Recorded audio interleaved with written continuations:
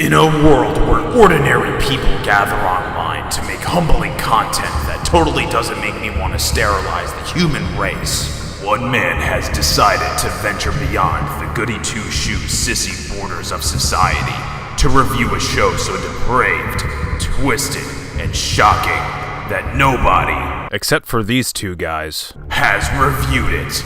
And that man is... me. I mean, who'd you expect?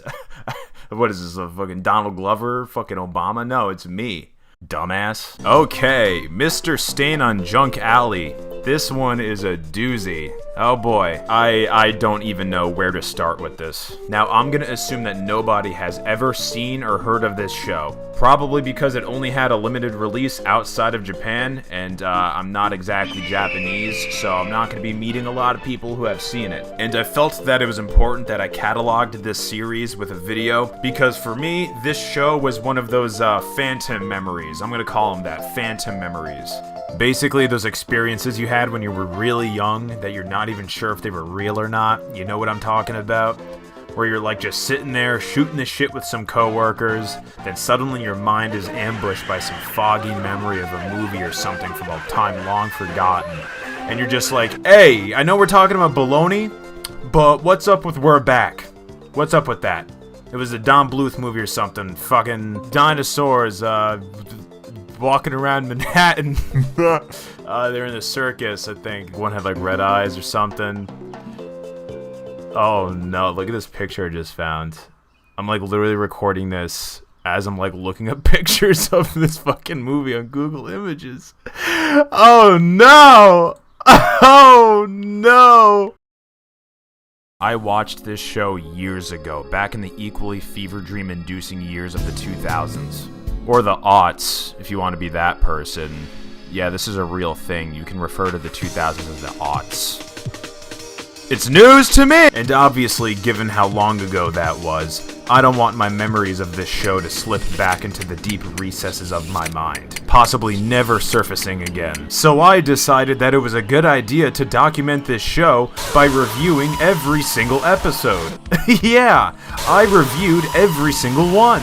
And you're gonna sit here and watch me torture myself, cause I can't be the only one burdened with the knowledge of this show. No, this was way too weird.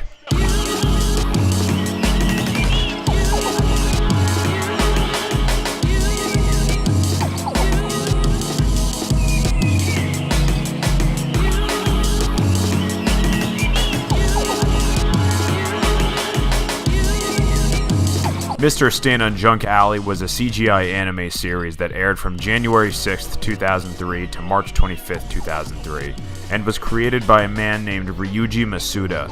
Like I was saying before, it was only ever really aired in Japan by a channel called Kid Station.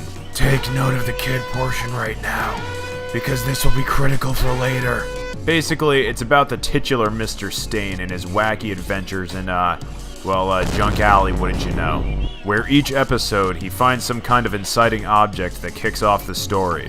Whether it's breaking open a fridge, finding a magic crayon, or trying to get snoo-snoo from a flower, Mr. Stain is accompanied by an entourage of equally as enigmatic characters, like his best friend Palvin, a cat man that loves to bum off his friends for food, Rings, a lizard man who loves to bum off his friends for food, and Tiny's daddy, a not fish man that becomes food that's being bummed off by friends. The episodes can range from joyful to dark in tone, and feature themes of regret, depression, jealousy, and hatred. This is still a show for kids, right? Each episode is pretty short and usually lasts from like 6 to 7 minutes, so you get a nice little taste of whatever kind of Beetlejuice shit was going on in Mr. Masuda's head. Oh, by the way, there's no actual dialogue. All the characters kind of just grunt or moan or make noises, so don't expect any riveting voice acting. Unless good voice acting to you is constantly sounding like you're about to puke up all of your internal organs.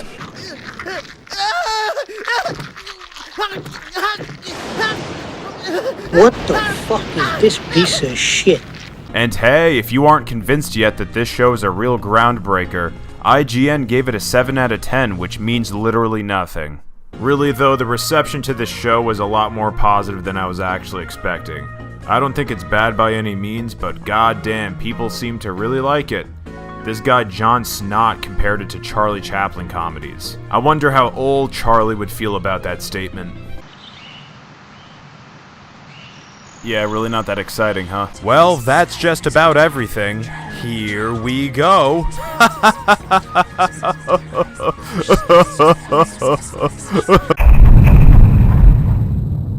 So the first episode is about Mr. Stain finding an egg in this horrible nightmare city that he calls home. This episode pretty much acts as an introduction to both Palvan and Mr. Stain's relationship, which will come to find blooms throughout the show. And as we all know, nothing says friendship like being chased through a foggy alleyway by a lumbering giant catman. Good! So anyways, Mr. Stain finds this egg and brings it back to his home. Palvan wants to eat the egg, but Mr. Stain isn't a huge fan of that, so Palvan decides to stand in the doorway like your little brother asking for his turn on the Xbox. So Mr. Stain tries to satiate his hunger with some leftover donuts and a fish. Oh, Mr. Stain, appeasement never works. Ask Neville Chamberlain. Oh, no! While Mr. Stain sleeps, the egg hatches, and out comes a fish. Palvan, being a cat, naturally wants to eat the fish. But because Mr. Stain doesn't respect his way of life, he physically assaults him with a bottle. But don't worry, cat fans, Mr. Stain gets his just desserts because the fish starts to eat him alive.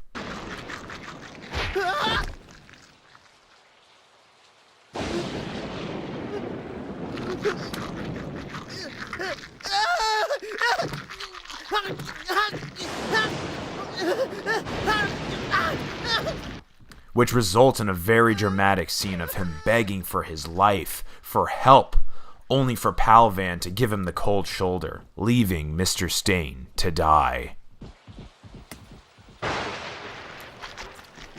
Nah, actually he comes back and fucking kills the shit out of the fish with another bottle and they eat it.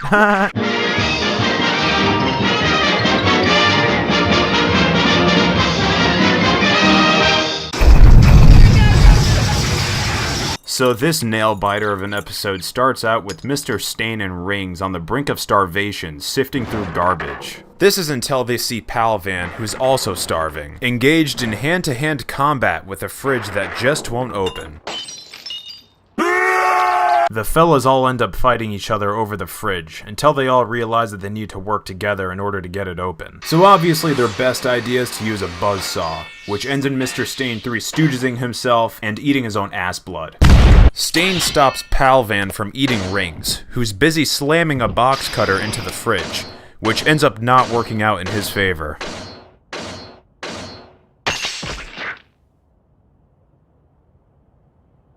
Understandably fed up with his bullshit, and having no other option for food, Mr. Stain just decides to throw him in the soup. Which is definitely a bad idea. I mean, I wouldn't want to throw someone into soup. No, I've never thought about throwing somebody into soup. Stain and Palvan square up over the rights to eat rings, and end up chasing him around like it's a Looney Tunes cartoon, eventually biting down on an oxygen tank, which explodes, sending them into the sky, and opening up the fridge finally, which turns out to have a whole bunch of canned food inside of it. Oh, and also Rings dies. Speaking of this lizard guy, Rings, he actually turned out to be one of my favorite characters. He's kind of just used as a punching bag, but has some good moments. Like when the propane tank explodes, he just kind of floats there like he has no idea what's going on. And when he dies, he turns into a snarky mob boss. Oh, you thought you could eat me? I'm a ghost, asshole. You can't touch me. Hey, fuck your mother. Bada boom. And after he dies, Stain and Palvan just use his lifeless corpse as a can opener. Nothing but good times here at Junk Alley. Oh god, it gets worse. You ever have that friend that gets a little too comfy with the cartoons? You know, these cartoons. Yeah, well, Mr. Stain is campaigning hard for the superiority of 2D women with this portrait. I mean, he is absolutely mesmerized right now.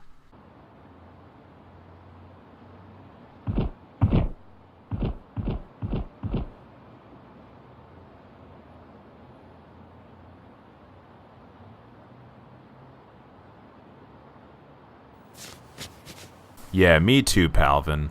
I wonder what's going on inside his head right now.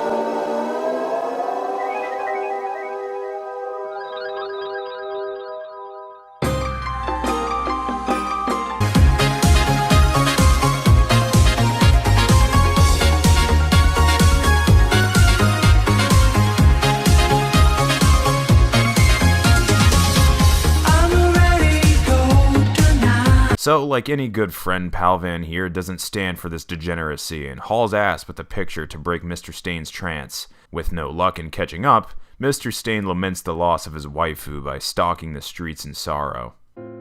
Fucking bullshit, man. It's fucking just a picture, God. I want to eat a butterfly with a girl. I'm happy for them, though. Huh?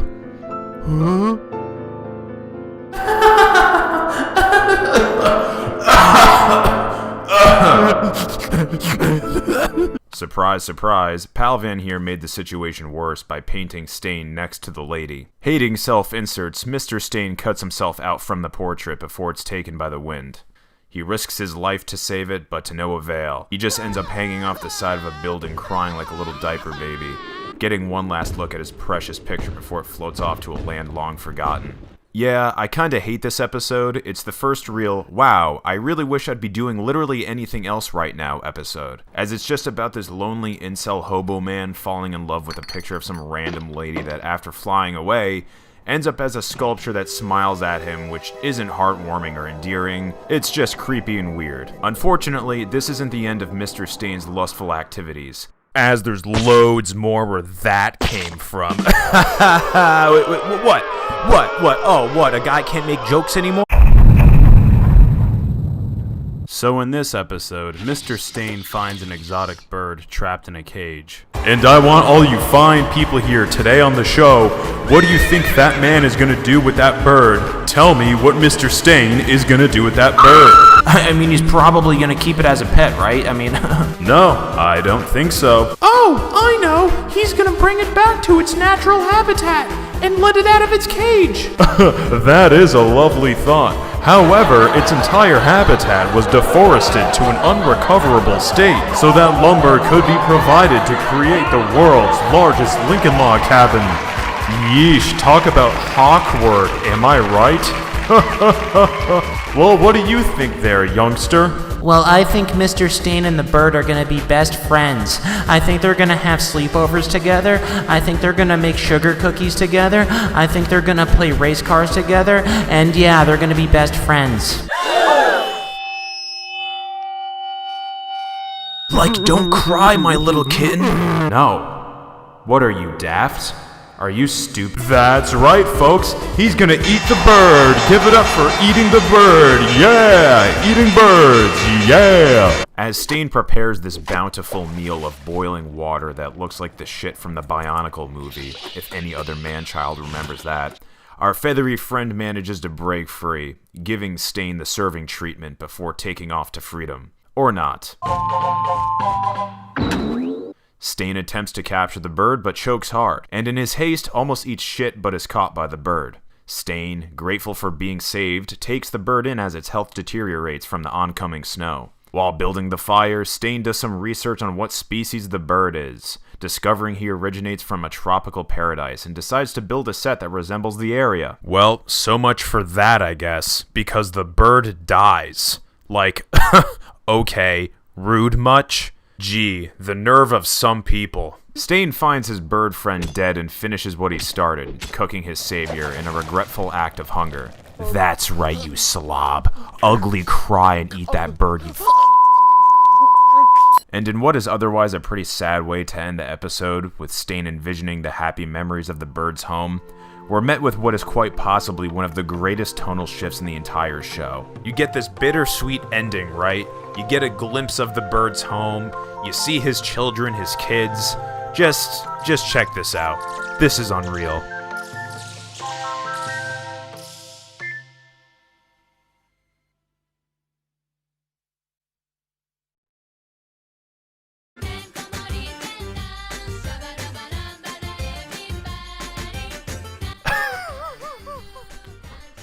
You just can't make it up. You can't. At the end of every episode, there's a cast lineup of all of the characters that appeared, making way for a dance party where all of the heart-wrenching events of what you just witnessed can be washed away with some smooth moves. It doesn't matter how often I watch this episode, the cast lineup always comes off as a punchline to me. just because of the sheer abrasive nature of watching all these characters happily dance around like the past 5 minutes weren't just the saddest thing you've ever seen in your life. And honestly, that's the case for most of the show. Something disturbing or upsetting happens, and you're just smacked in the face with this. I love it. It's great. It's good. It's good. It's great. Good. So, episode 5. Stain is taking a shot at drawing a portrait of Palvan and adds some oranges to the mix. Suddenly, out of nowhere, Palvan holds the bowl of oranges that Stain just drew. And they discover that whatever they make with the crayon, not the crayon. This is a crayon. See, she This gets is a it. crayon. Crayon? What? No, it's crayon. No, Bill. Crayon. Is it a crayon? Crayon. Or a crayon? Say or a crayon. crayon? Oh, it's a Crayon, there we go. It's got the walls, what is it? This is a crayon. Bingo. Well, to me, this is a crown, but it's truly an existential... You're done. Well, anyways, they find out that whatever they draw with the crayon manifests into existence. And what do you know? They make food with it. For Stain, a cake, and in Palvan's case, another one of those god-forsaken plain donuts we've had to look at for the past 5 episodes. Spawning in like a Forge object from Halo, the giant donut that Palvan creates crushes Mr.Stain, which pisses him off understandably, causing him to swat the book out of Palvan's hands and into a shard of glass, causing Palvan to freak out. This arouses Stain's suspicion, so he checks out the notebook to see what happened. What? It's just a notebook? Oh my god!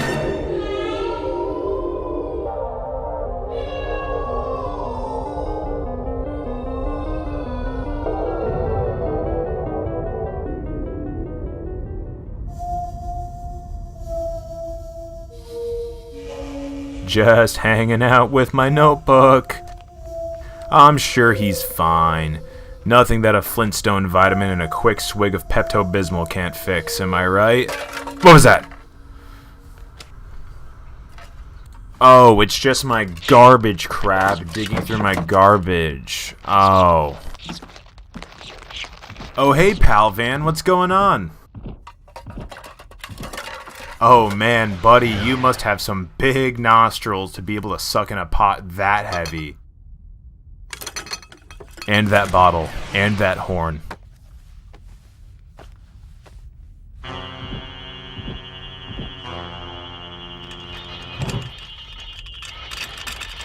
And those candles.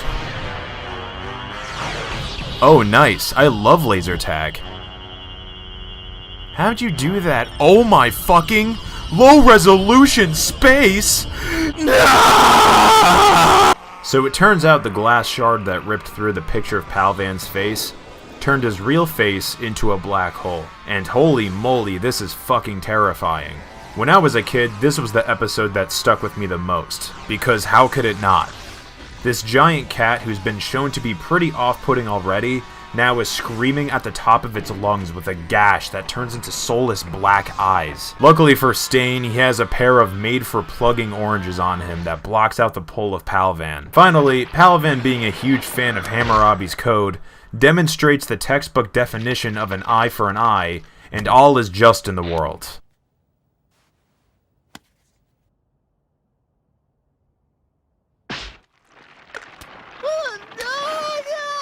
Oh my god. Yeah, no, Palvan and Stain are bros again. Yeah, no, I mean, it happens, you know. Sometimes you just squeeze your friend's eyeball out of his skull, you know? It just, you know, I mean, we're human after all, am I right? It happens, you know? Relax. Have a dough right. Everything's gonna be fine. They live happily ever after.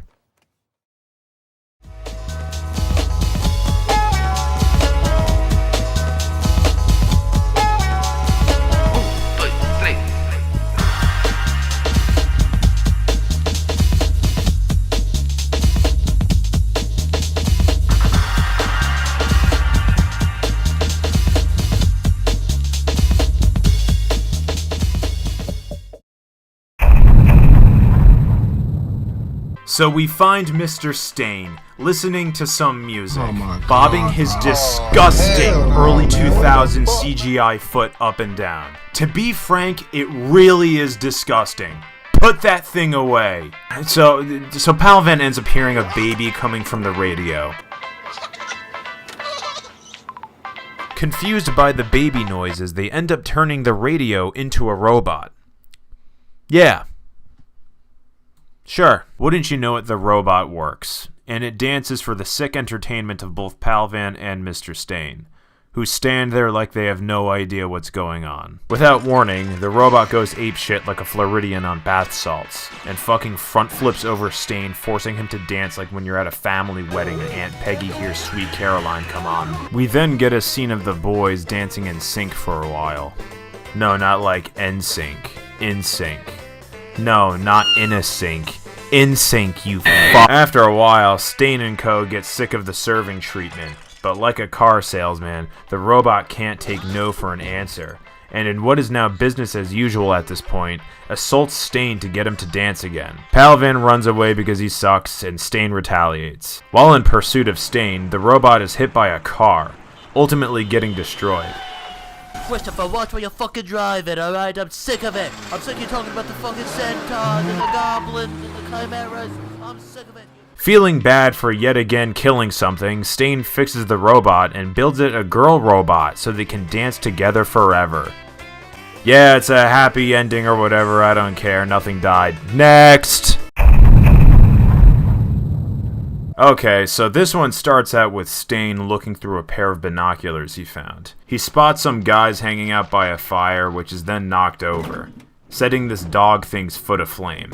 And I love this. He shakes his head in pity, then just casually pans over the guy fucking rolling around on fire, like it's another regular old Monday afternoon. Moving on to more pressing issues, Palvan is spotted with a fish, which arouses Stain's suspicion. He watches his friend like a creep for a bit, and finds out that he had the fish so he can feed a little stray kitten. How adorable. The next scene has Stain eating another one of those iconic donuts we all know and love, which he gives to Palvan so he can continue feeding the cat. Inspired by his own generosity, Stain goes to deliver more donuts, but learns of a hefty cash reward for returning the kitten, a deal that he's definitely interested in. How can he do that? I mean, look at the great bond these two have. But wait, who's that coming in the distance? Oh, you better believe it, it's fucking Rings! Give it up for Rings, ladies and gentlemen! Woo! Rings! Stain proposes turning the cat in, but Palvan refuses, walking off with his furry friend, until a sentient limo pulls up, beats the shit out of him, and takes the cat back. Which then turns out to be fine, living in an apartment where it can eat a bunch of meow mix. Palvan then cries and the episode eventually ends. Toy Robot is about a toy robot, and Stain makes the robot do robot things. Like JoJo Pose and Flip, Palvan walks out with Stain's donuts and pays the ultimate price. Toy Robot wants to do the not toy robot things and be a real boy that can fly. Stain mocks it, but then gets beaten into submission so he can help it fly. Helicopters don't work, balloons don't work, rocket don't work.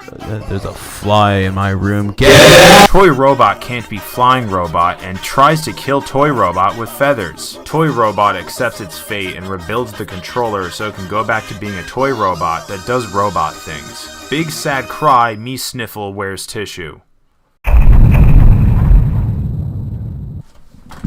Alright, I'm gonna try. Oh, you can hear the fly. Can you hear the fly? There it is. Ooh, woolen yarn. Yeah. Stain finds some yarn that transports him to a flashback scene of a little Jimmy Neutron character chasing a low-quality textured cat. She comes upon the horrible nightmare world that is Junk Alley and witnesses more Rings abuse. When will the madness end? After running away, a glove that makes Hanna-Barbera cartoon noises awakens. This glove follows the little girl around as she frantically tries to escape the alley. I don't blame her. Dazed and confused, she loses all hope, but not for long, as the glove tries to help her home. You're a good little moose. Well, just when the glove thought the coast was clear, that low-textured cat from before shows up to ruin its day. And then we get an invigorating chase sequence where the glove literally starts to mind control the cat to the point where it defies the laws of physics and launches the cat into space. He just launches the cat into space. It's gone. That cat's gonna float around in space like a fucking ice cube. So after blasting off again, the glove devises a plan to use the loose yarn on its body as a trail to help the little girl find her way back home. This ultimately kills the glove in what is a great act of heroism, ending the episode on a bittersweet note, with Stain sewing the glove back together. Oh, it's the fly. Oh my god, there's the fly. We find Stain tending to a plant that's not like any old plant. It's a donut-eating plant.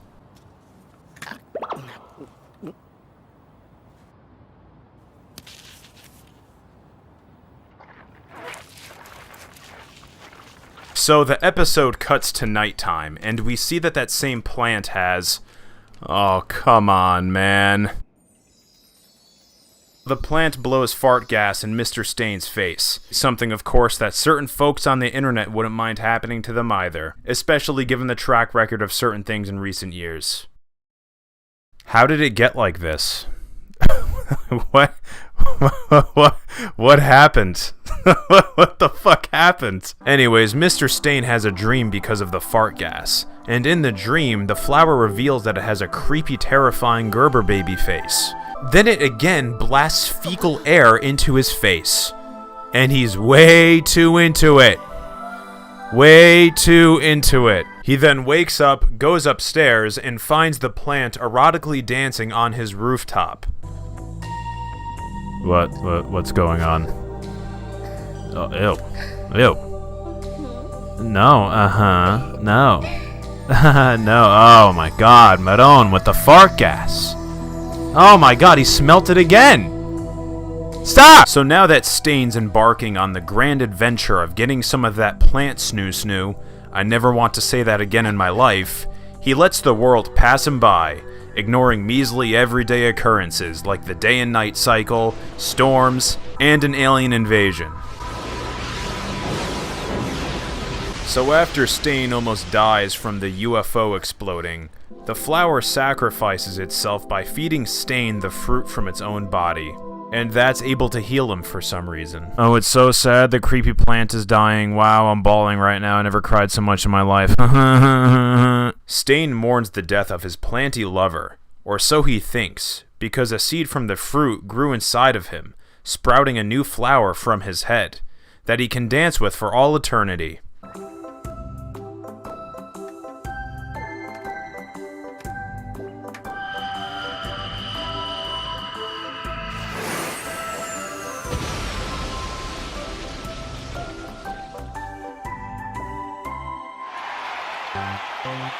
I hate this show.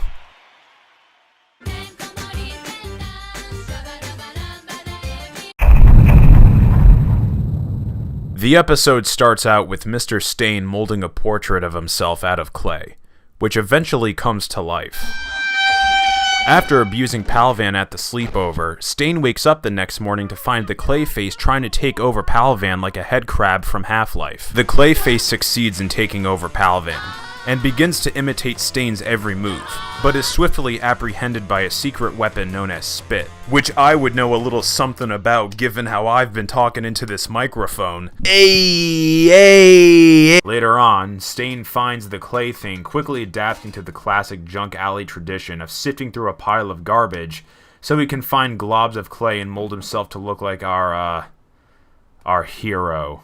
So the clay man guy thing moseys on away, and Stain finds it sitting in his home eating what can only be described as a mound of not poop. Stain whips out the comically large hammer to kill his doppelganger, but is persuaded not to because of generosity or something. You just took over the body of my friend and he's trapped inside of you, suffocating under layers of clay. You're so quirky. Train, upside down horse, right side up horse, fish, bicycle, dog. Friend that you let die. Oh no, not another weird creepy thing you like dying. How can we stop this?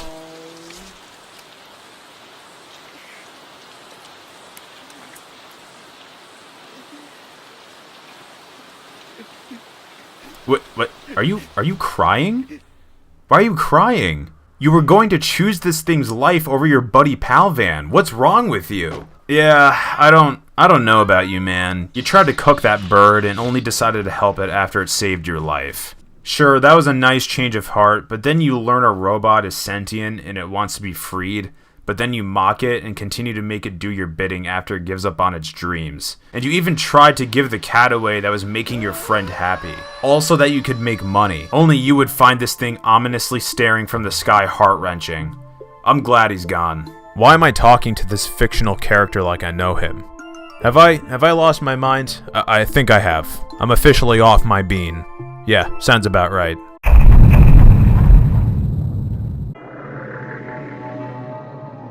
Oh my god, Eric? What you been up to, man? Oh, it's you. Well, at least Eric's there. Hey, Eric. Oh, he's gone. Alright, so we find these schmucks fishing in a fountain which looks to have the entirety of Rapture inside of it. And a Leviathan to boot.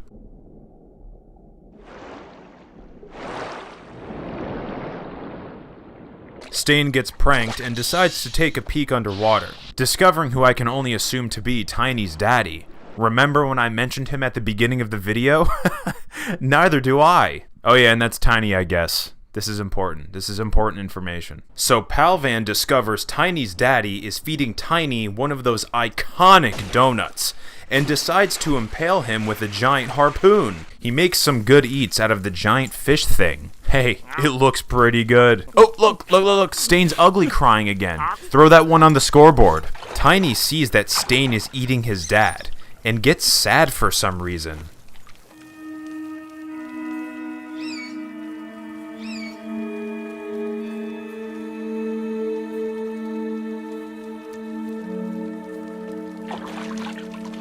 Stain then offers the fish guilt donuts to, you know, compensate for eating his dad. The donuts keep on coming, and as they keep on coming, Tiny keeps on growing to the point where he's now of monstrous proportions, where he then tries to eat my guy Rings. Take Stain with you, take Stain with you, take Stain with you, take Stain with you. Yeah. Good, take him with you. Good, get him out of here. I'm tired of looking at his face. Tiny, eat them. Actually, wait, don't eat Rings. Oh. We find the two within the belly of the beast. Stain tries to escape by hacking at the insides of Tiny with an axe, but recalls his misdeeds from like a minute ago, feeling really bad for all of the pain that he's causing this fish. He accepts his ironic fate, laying there, preparing to die, where he'll be slowly digested in the stomach of a great Leviathan.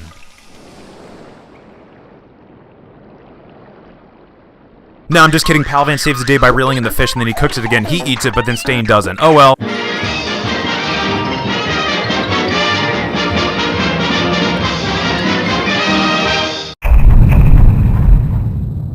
Stain discovers a rejected concept for E.T.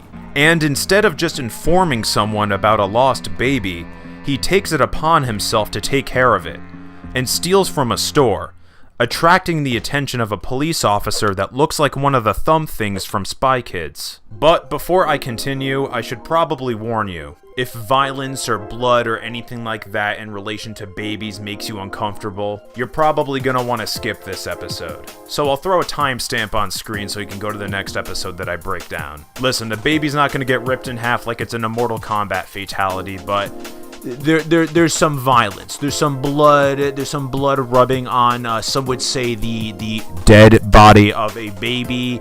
It's a little weird for this show, and I know things have been weird up to this point, but like this is weird. So if you don't like that, just skip it, okay? That's all, folks. All right, back to the show or video or whatever this is. So Mr. Stain tries to feed the baby with all of the stuff he just stole, but the baby just ends up coughing up the same exact MP3 files 3 times in a row.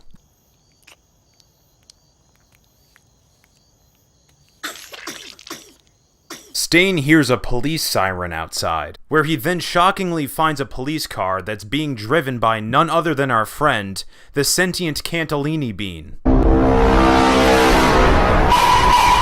Aw, the baby's asleep. Look at him, he's frothing at the mouth. Go to sleep, little baby, sweet yum-yums. Sweet little Gerber yum-yums, sweet potato yum-yums. Oh my god. Come on. Come on, man. Oh my god. What's going on? No! So the baby's soul flies away, causing Stain to chase after it, in an attempt to, I guess, shove the soul back into the baby's body? Yeah, I guess that's how souls work, sure.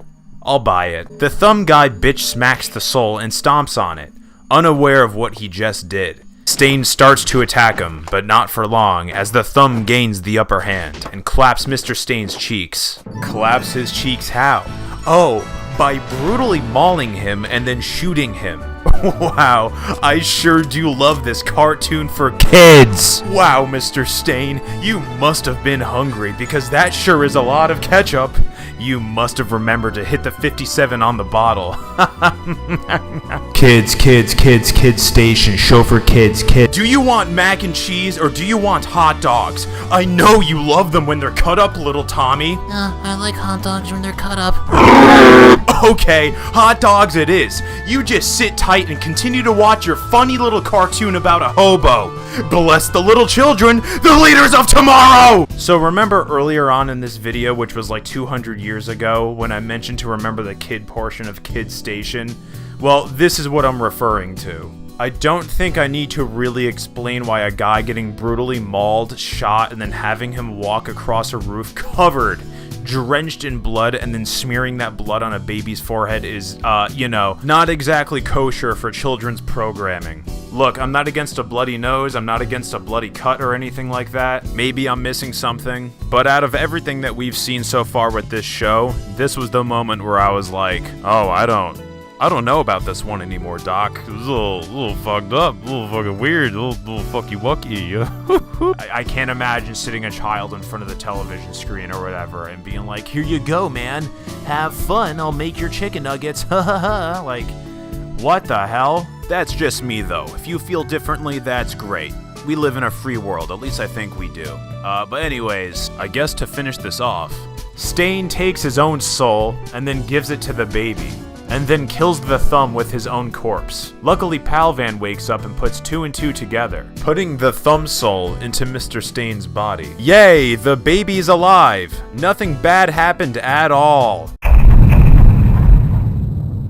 So folks, here we are. After watching Stain almost get eaten by a fish, blow up a fridge, cry over a picture, cry while eating a bird, having his eye pop out, dance with a robot, watch a guy burn to death, enslave a robot, cry over a glove, try to shag a plant, cry over clay, cry over a fish and wipe blood on a baby, we made it to the epic finale of the show! Yay! And with a 30-minute runtime, we better not waste any time and get started on this breakdown right now. But it's not like it matters anyways. I mean, the actual breakdown's not going to be 30 minutes. No, it'll probably be like 10 minutes or something. We find Stain playing a beautiful song with his harmonica.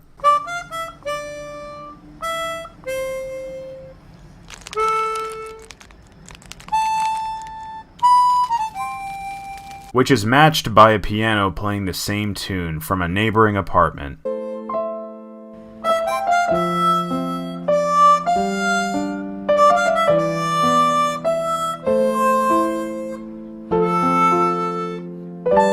How beautiful, I'm crying. And oh, wouldn't you know it, a scary bug woman was playing the piano the entire time. Aww, Stain's in love with the bug woman. How cute. So as Stain makes a heart professing his love for this girl, a bird that resembles the fawns randomly appears in his house. Incentivized with donuts, Stain has the bird try to fly the letter over to the girl's apartment. Unfortunately though, the bird is bested by the wind, It happens to the best of us. What follows next is a montage where Mr. Stain trains the bird on how to be the best wingman. Mr. Stain tries for a second time to throw the bird from a roof. So then he does the "So long, gay Bowser" spin throw thing, where he then launches the bird into the sky, and then you think the bird's gonna make it, but no, he really bounces off the window, and then he goes flying into the sky, and then he redirects himself like an anime character, and then he nosedives straight into the bug woman's head, and then her head explodes. Explodes!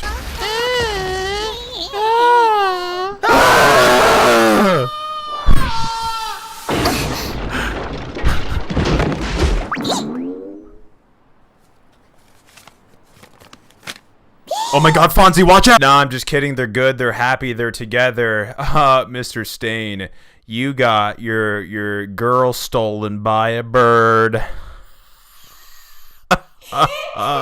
Bird stole your girl. What are you gonna do about it? Nothing. You're gonna do nothing about it. Nothing. Hey, look, it's Pal Van. Holy horseradish! Hey, don't get down on yourself, buddy. At least you don't look like Jimmy Carter. So Stain starts to imagine himself as a dashing young lad with the riveting motto of, yeah. So with nothing left to lose, Stain continues to violate the autonomy of this robot and uses his arm to make romantic advances on an unsuspecting woman. Very awesome. Very cool. Yep. Nice. Wow, Johnny, this view sure is breathtaking. Jesus Christ!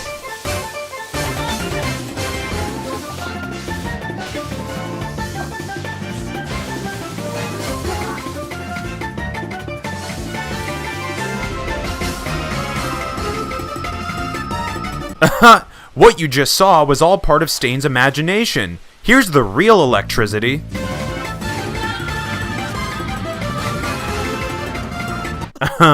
Dummy can't play the harmonica because he's coughing up the entire industrial revolution. Seek clean energy alternatives, dumbass. Lady McWhat's-her-face gets a brain freeze after drawing a terrible OC, and imagines herself as a Twitch e-girl.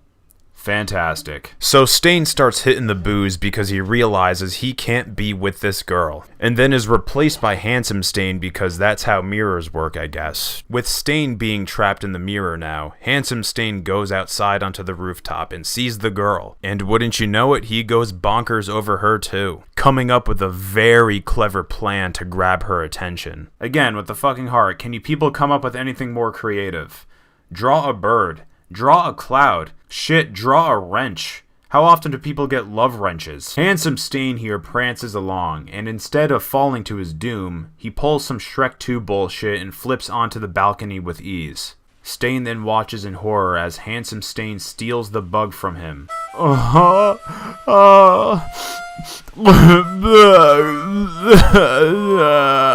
So for what feels like the 20th time in a row, Stain uses the lifeless husk of our robot friend to try and get across to the girl lady's apartment. On his way over, he sees the two kiss, and frees himself from the mirror after falling in anguish. Stain grips his harmonica and realizes he has one final attempt to win the girl over. So while Handsome Stain is tweaking on bath salts, Ugly Stain starts playing the fateful song. And the girl realizes that the freak that she's been with this whole time was never the person originally playing it in the first place, letting him fall off a piano and die. Oh my god, no! Oh my god, please, no! No! Oh my god, where are we going? Where are we going? No! No! No! Oh my god, please! No! No! No! No! No! Oh my god! So Stain and Bug Lady go looking for each other, frantically, like there's no tomorrow. They end up in each other's respective homes. Stain sees her at his disheveled nightmare house, so he has the Fonzie bird throw him at the girl, so they can meet each other in a nuclear explosion. Now that's true love right there, folks. That's true love. And that's that, folks. We find out Girl Lady's name was Leafa, and we get one final dance scene with Handsome Stain losing his mind. So that's it, right? Yeah, no, there's one more episode. It's called Creator, and it acts as a true ending/epilogue for the show, even though it never aired on television. Basically, all that happens is that this fucked up ugly doll flies into Junk Alley. It sees that everything is deserted and is like, oh, what happened here? Then it sees this temple/library thing. So then it goes into the temple/library thing, and it sees a bunch of the souls, you know, the little butterfly things from the fucked up baby episode? Yeah, it sees a bunch of those souls being eaten by zombified rings, and then it ends up on top of a building looking at everything like, oh, what happened here? What kind of travesty occurred here? And then it gets mauled to death. Yeah, it gets bludgeoned by a bunch of sticks, and oh, look, it's the folks that we know and love. It was the cast of Mr. Stain that beat this owl to death. And that's how the show truly ends, with the characters of Mr. Stain eating a bird.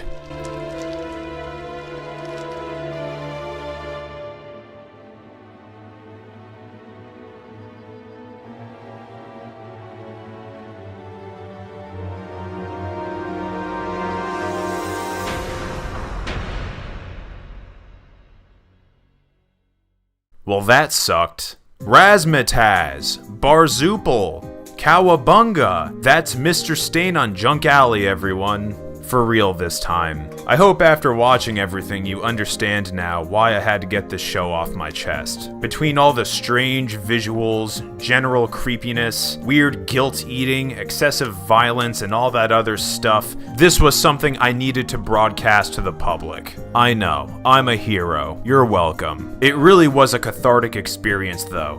Being hit out of nowhere with the memory of watching this on YouTube in like 2006, and then looking it up and being like, oh yeah, this is probably why I am the way I am. And once I saw that there wasn't really a full-on episodic breakdown of the show on YouTube, I knew that I couldn't let this eccentric piece of media disappear into the digital bowels of the internet. With that being said, what does the future hold for this show? Is there an exciting reboot season where Mr. Stain and Palvan are 40 years older and they come across a new cast of characters and make references to old things that happened in the original series to dangle keys in front of the viewers and provide nothing new and refreshing to the series? No. All that really happened after it aired was that a DVD was released, and it had some extras on it, one of which being the Creator episode that I showed you.